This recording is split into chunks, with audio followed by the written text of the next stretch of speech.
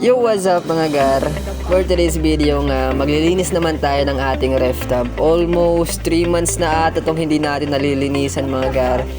At maghahanap na rin tayo sa ating ref tub ng mga shrimp. Parang wala na kasi ako nakikita ni kahit isa lamang mga gar. Kaya hoping na meron pa tayong makuha dito mga gar. So, tara!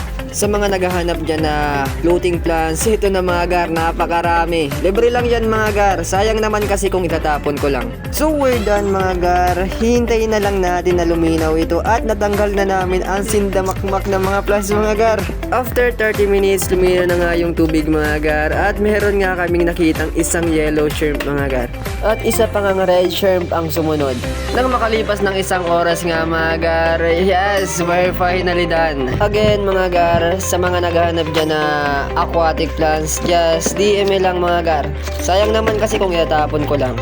At eto pala ang laman ng ating ref tub mga gar, mga PKBM tsaka fry ng guppies. At eto talaga yung sinadya ko mga gar. Kala ko talaga nalusaw na silang lahat. Mabuti na lang madami pa namang natira.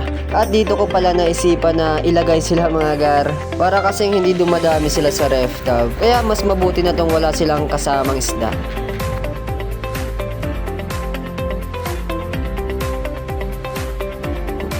At ibabalik na nga rin natin tong PKBM kasama ang mga fry ng guppies. So hanggang dito na lang mga gar. Sheesh!